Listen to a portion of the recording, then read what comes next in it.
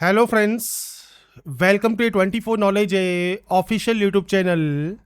आज के इस वीडियो में हम बात करेंगे मध्य प्रदेश कर्मचारी चयन मंडल द्वारा जो नोटिफिकेशन आपका यहाँ पर जारी हुआ है समूह 2 उप समूह 4 के अंतर्गत पंचायत समन्वय अधिकारी के लिए, सहायक सम परीक्षक पोस्ट के लिए और इसके अलावा आपके पटवारी पोस्ट के लिए इसका जो ऑनलाइन फॉर्म है वो आप कैसे अप्लाई कर सकते हैं, इसके स्टेप बाय स्टेप प्रोसेस के बारे में हम बात करेंगे इस वीडियो में। तो इस वैकेंसी या नोटिफिकेशन से रिलेटेड जानकारी आप मध्य प्रदेश ईएसबी की ऑफिशियल वेबसाइट पर जाकर चेकआउट कर सकते हैं। साथ में आपको इससे रिलेटेड जानकारी मिल जाएगी a24knowledge.com पर, जहां पर जाकर आप इसकी डिटेल्स को चेकआउट कर सकते हैं। अगर आप एप्लीकेबल हैं, एलिजिबल हैं, अप्लाई करना चाहते हैं तो आप इसमें ऑनलाइन अप्लाई कर पाएंगे। बात करते हैं इसके ऑनलाइन फॉर्म अप्लाई प्रोसेस के बारे में। तो सबसे पहले अप्लाई करने से पहले इसका डिटेल नोटिफिकेशन चेक जरूर कर लें। 4/8/2026 से 18/8/2026 तक आप इसमें आवेदन कर सकते हैं। एप्लीकेशन फीस आपको यहां पर देखने को मिल जाती है। साथ में फ्रेंड्स आपका आधार पंजीकरण होना भी जरूरी है। यहाँ पर फ्रेंड्स जो भी इंस्ट्रक्शंस हैं वो आप यहाँ पर रीड आउट कर सकते हैं। इस वैकेंसी से अप्लाई करने से पहले जो भी डिटेल्स हैं वो आप एक बार चेक जरूर कर लें। अब बात करते हैं कैसे आपको इसका फॉर्म अप्लाई करना है ऑनलाइन। तो सबसे पहले आपको इस पोर्टल पर आना होगा। यहाँ पर आपको देखिए ऑप्शन मिलता है एडवर्टाइजमेंट का, आप एडवर्टाइजमेंट रीड आउट कर सकते हैं। इसके बाद आपको मिलता है अप्लाई करने का, आवेदन करने का ऑप्शन, आप इस ऑप्शन पर क्लिक करेंगे। इसके बाद कुछ इस तरह का इंटरफेस आपके सामने आएगा जहां पर फ्रेंड्स आप डिक्लेयर करेंगे। डिक्लेयर करने के बाद आगे बढ़ाए वाले ऑप्शन पर क्लिक करेंगे। अगर आप पहले से रजिस्टर कैंडिडेट है तो सामान्य पंजीकरण क्रमांक और आपकी डेट ऑफ बर्थ डालकर आप यहां से सत्यापित करके आगे बढ़ाए करेंगे और लॉगिन करके आप अप्लाई कर सकते हैं। अगर आपने पहले से यहां पर कोई भी प्रोफाइल क्रिएट किया हुआ है तो, पर आप पहली बार रजिस्ट्रेशन कर रहे हैं तो प्रोफाइल रजिस्ट्रेशन वाले ऑप्शन पर क्लिक करेंगे और इस ऑप्शन पर क्लिक करने के बाद अब आपसे पूछता है पंजीकृत प्रोफाइल आईडी अगर आपके पास है मान लीजिए, तो आप यहां पर हाँ करते हैं तो इस कंडीशन में आपको आपका सेम पासवर्ड और रजिस्ट्रेशन नंबर डालकर यहां पर सिंपली लॉगिन करना होगा।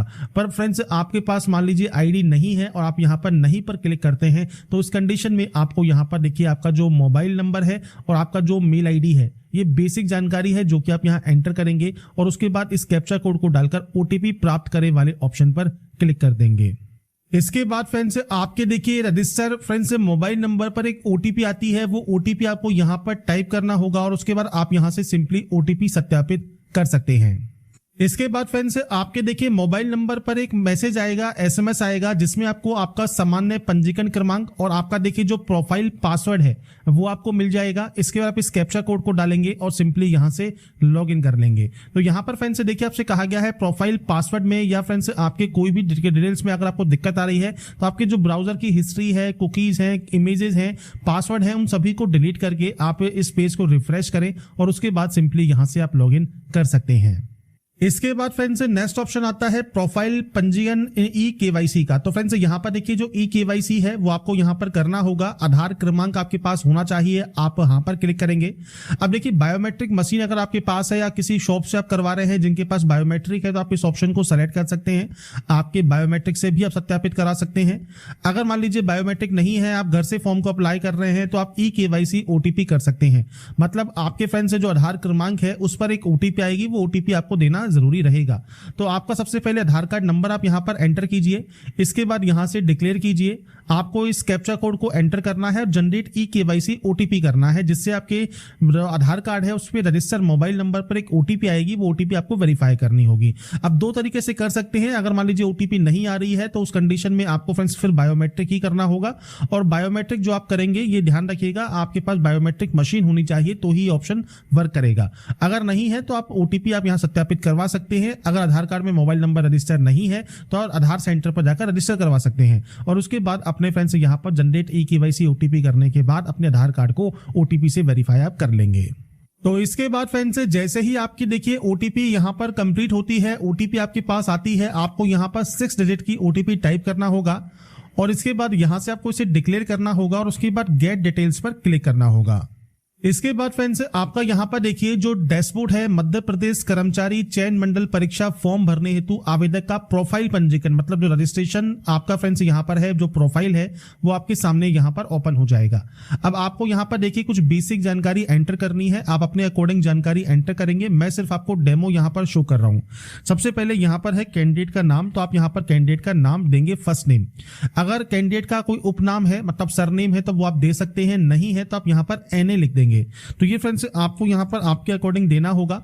इसके बाद पिता या पति का नाम और माता का नाम आप यहाँ पर एंटर कर सकते हैं। इसके बाद है जन्म तिथि।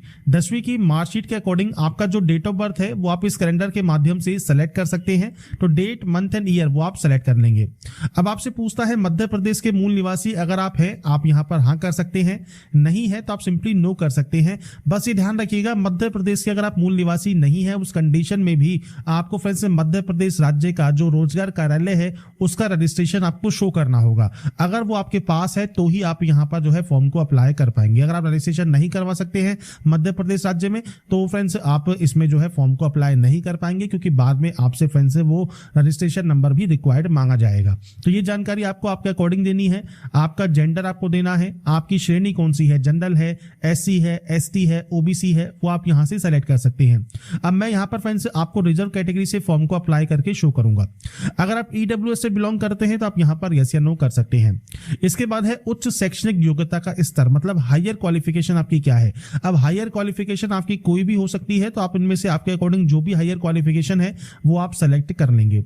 इसके बाद आप कहां पर रहते हैं, रूरल एरिया में या अर्बन एरिया में, तो वो आपको सेलेक्ट करना होगा। इसके बाद पीएच कैटेगरी ऑप्शन है। अगर आप पीएच कैटेगरी में नहीं आते हैं तो सिंपली आप यहां पर नो कर दीजिए। आपको फ्रेंड्स आगे जो प्रोसेस है वो आप कर पाएंगे। पर मान लीजिए आप पीएच कैटेगरी में आते हैं और आप यहां पर हाँ करते हैं, तो यहां पर पीएच कैटेगरी के ऑप्शंस हैं, इनमें आपकी कौन सी डिसेबिलिटी है वो आपको सेलेक्ट करना होगा। नहीं तो आप सिंपली यहां पर नो कर सकते हैं। अब यहां पर देखिए अगर आप विवाहित नहीं है तो सिंपली नो कर दीजिए, सारे ऑप्शंस बंद हो जाएंगे। पर आप विवाहित हैं तो आप हाँ कर सकते हैं। विवाह की तिथि क्या है, जीवित बच्चों की संख्या क्या है, जो आपके लास्ट जो बच्चा है उसकी जो डेट ऑफ बर्थ है वो क्या है, बच्चा जुड़वा है या नहीं है, वो जानकारी आपको देनी होगी। तो ये आपके वैवाहिक विवरण से रिलेटेड जानकारी है।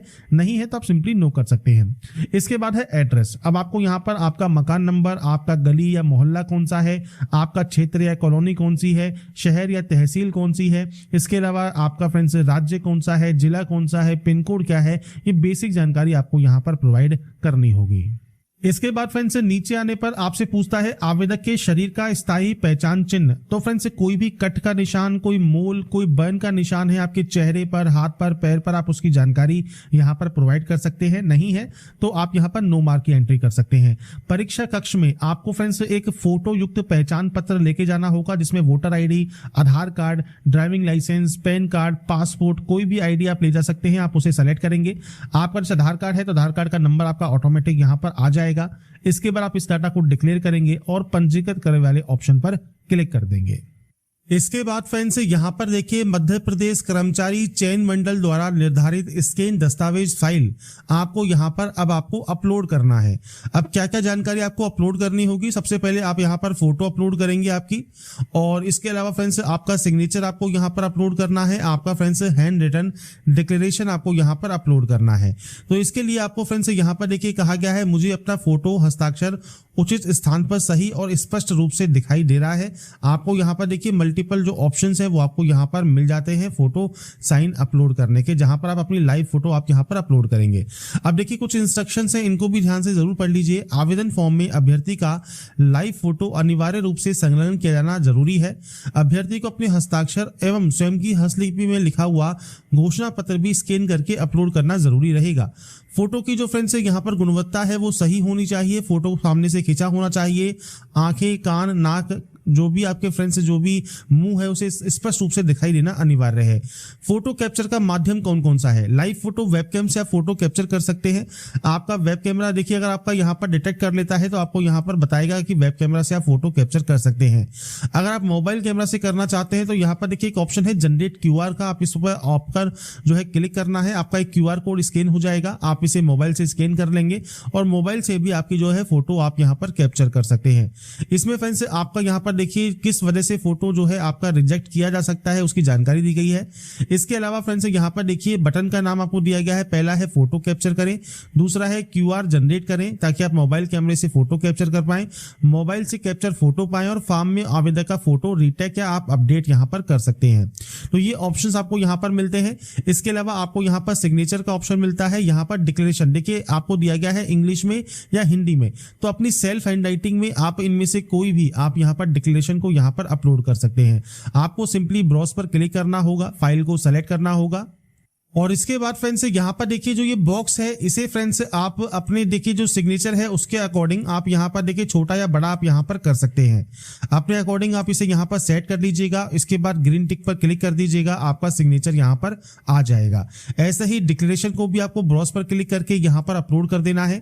आपकी जो लाइव फोटो है वो फ्रेंड्स आपको जो इस QR कोड को आप अपने मोबाइल से स्कैन कर सकते हैं और स्कैन करने के बाद आपकी जो लाइव फोटो है वो आप कैप्चर कर सकते हैं। या अगर आपके पास वेब कैमरा है तो आप सिंपली वेब कैमरा से भी आपकी जो फोटो है वो आप यहां पर कैप्चर कर पाएंगे। तो ये फ्रेंड्स आपको मल्टीपल ऑप्शंस यहां पर दिए गए हैं आपके फोटोग्राफ सिग्नेचर अपलोड करने के।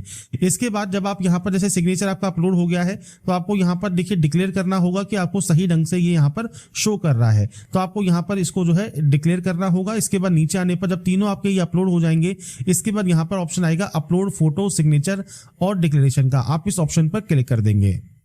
इसके बाद फ्रेंड्स यहाँ पर देखिए अब आपको यहाँ पर आपकी जन्म तिथि प्रमाण पत्र हेतु जो आपकी 8वीं या 10वीं या 12वीं जो भी मार्कशीट या सर्टिफिकेट है वो फ्रेंड्स आपको यहाँ पर अपलोड करना होगा JPG फॉर्मेट में। और आपका फ्रेंड्स SC ST या अन्य पिछड़ा वर्ग का जो प्रमाण पत्र है वो आपको यहाँ पर अपलोड करना होगा JPG फॉर्मेट में। तो आपको ब्राउज पर क्लिक करना है, फाइल को सेलेक्ट करना है और यहाँ पर आप इन्हें अपलोड करेंगे। अपलोड करने के बाद ही आप सबमिट डिटेल्स यहाँ से कर सकते हैं। इसके बाद फ्रेंड्स आपका यहाँ पर देखिए जो प्रोसेस है वो कंप्लीट हो जाएगा और आपका जो प्रोफाइल है वो यहाँ पर देखिए कंप्लीट हो जाता है। तो आप यहाँ से प्रिंट प्रोफाइल रिसिप्ट कर सकते हैं और अपनी प्रोफाइल का आप यहाँ पर प्रिंट आउट सेव करके अपने पास रख सकते हैं। तो यहाँ पर फ्रेंड्स देखिए जैसे ही आपका प्रोफाइल रजिस्ट्रेशन कंप्लीट हो जाएगा, अब आप लॉगिन कर सकते हैं फॉर्म को अप्लाई करने के लिए। यहाँ पर अगर आपको एडिट करना है प्रोफाइल रजिस्ट्रेशन में या डॉक्यूमेंट्स को चेंज करना है तो आपको यहाँ पर मल्टीपल ऑप्शंस मिल जाते हैं। अब आपको यहाँ पर अप्लाई करना है तो अप्लाई करने के लिए अपना रजिस्ट्रेशन नंबर और आपका जो डेट ऑफ बर्थ है वो डालकर आप यहाँ से सत्यापित कर आगे बढ़ाए वाले ऑप्शन पर क्लिक करेंगे। इसके बाद फ्रेंड्स आप अपने डैशबोर्ड पर लॉगिन हो जाते हैं और डैशबोर्ड पर लॉगिन होने के बाद अब आपको फॉर्म को अप्लाई करना है। यहाँ पर फ्रेंड्स अगर आप भूतपूर्व सैनिक हैं या PH कैटेगरी से बिलोंग करते हैं या संविदा कर्मी हैं तो ऑप्शन को सेलेक्ट कीजिए, नहीं तो आप बिना वर्ग वाले ऑप्शन को सेलेक्ट करेंगे। इसके बाद फ्रेंड्स यहाँ पर देखिए शासकीय कर्तव्य पे हैं, आयु में छूट लेना चाहते हैं, मध्य प्रदेश शासन के अधीन छटनीशुदा कर्मचारी हैं या फ्रेंड्स विधवा या तलाकशुदा कैंडिडेट है तो आप यहाँ पर यस या नो कर सकते हैं। आपका इनमें से जो भी ऑप्शन एप्लीकेबल होगा आप उसमें यस करेंगे, नहीं तो आप यहाँ पर नो कर सकते हैं। तो यहाँ पर आप विक्रम पुरस्कार संबंध खिलाड़ी है या नहीं है वो आपको जानकारी प्रोवाइड करनी है। अगर आप बोनस अंक लेना चाहते हैं और शासकीय सेवा में नियुक्ति के लिए जो नीचे दिए गए जितने भी ऑप्शंस हैं इनमें से किसी में भी अगर आप आते हैं तो सेलेक्ट कर सकते हैं, नहीं तो आप इसमें भी नो करेंगे। इसके बाद आता है click here to select preference, आप इस ऑप्शन पर क्लिक करेंगे। इसके बाद फ्रेंड्स नियुक्ति हेतु पदों की प्राथमिकता का आपको चयन करना है और यहाँ पर फ्रेंड्स कार्यालय का नाम, पद का नाम और शैक्षणिक योग्यता आपको यहाँ पर देखने को मिल जाती है। तो अगर आप मान लीजिए उस पोस्ट के लिए एप्लीकेबल है, आप हाँ वाले ऑप्शन पर क्लिक करके पद को चूज करेंगे तो वो पद आपका यहाँ पर आ जाएगा। इस तरह से आपको यहाँ पर क्वालिफिकेशन क्राइटेरियाज देखने को मिल जाते हैं। आप इन जो है क्वालिफिकेशन क्राइटेरियाज को चेक कर सकते हैं। आप इनमें से जिस भी क्वालिफिकेशन को फुलफिल करते हैं आपको उसमें सिंपली यस करना है और उस ऑप्शन पर टिक करना है, आपकी वो पोस्ट जो है सेलेक्ट हो जाएगी। तो यहां पर आपको देखिए मल्टीपल पोस्ट, यहां पर जितनी भी आपकी इस पोस्ट है इस नोटिफिकेशन में सबके सब आपको यहां पर देखने को मिल जाती है। आपको बस ये चेक करना है कि आप इनमें से किस पोस्ट के लिए एप्लीकेबल हैं और आप इसमें किस पोस्ट के लिए अप्लाई करना चाहते हैं। अप्लाई करने से पहले नोटिफिकेशन को भी आप चेक जरूर कर लें। उसके बाद आप यहां पर हाँ वाले ऑप्शन पर क्लिक करेंगे, पोस्ट कोड को सेलेक्ट करेंगे तो आपकी पोस्ट कोड आ जाएगी। बस आपको यहां पर क्वालिफिकेशन क्राइटेरिया को चेक करना है, हाँ पर क्लिक करना है, पोस्ट कोड को सेलेक्ट करना है और उसके बाद फ्रेंड्स आपकी जो भी पोस्ट कोड आपने सेलेक्ट किया होगा, जो भी क्वालिफिकेशन आप फुलफिल करते हैं वो आपकी यहां पर देखिए आ जाती है। अगर आप फ्रेंड्स यहां पर देखिए जो पोस्ट कोड है उसको फ्रेंड्स आप प्रेफरेंस में ऊपर लेना चाहते हैं, नीचे लेना चाहते हैं तो वो आप अप डाउन यहां से प्रेफरेंस को कर सकते हैं। इसके बाद फ्रेंड्स आप नीचे आएंगे और यहां पर नीचे आता है आपका मध्य प्रदेश राज्य के रोजगार कार्यालय में जीवित पंजीकरण होना जरूरी है। तो आप यहां पर हाँ पर क्लिक करेंगे, आपका पंजीकरण क्रमांक क्या है, पंजीकरण दिनांक क्या है और किस जिले से आप रोजगार जिले से आप रजिस्टर हैं वो जानकारी आप प्रोवाइड करेंगे। इसके अलावा शैक्षणिक योग्यता आप यहां पर रखते हैं, आप हाँ पर क्लिक करेंगे। समग्र आईडी अगर आपके पास है तो आप दे सकते हैं, नहीं तो आप नो करेंगे।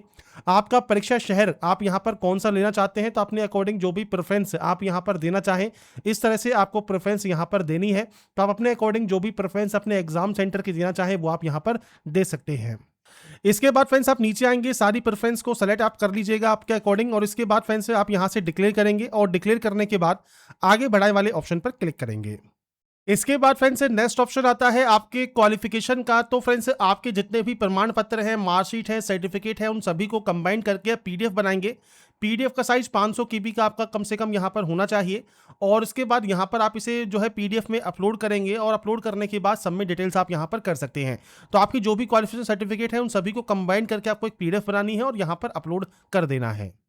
इसके बाद फ्रेंड्स यहाँ पर देखिए नेक्स्ट ऑप्शन में आपको यहाँ पर एक ऑप्शन मिलता है प्रिंट का। आप यहाँ पर प्रिंट वाले ऑप्शन पर क्लिक कर देंगे। आपका फ्रेंड्स जो एप्लीकेशन फॉर्म है उसका प्रिंट आउट आप चेक कर लें और प्रिंट करने के बाद आपको प्रोसीड टू पेमेंट का ऑप्शन मिलता है, आप इस ऑप्शन पर क्लिक करेंगे।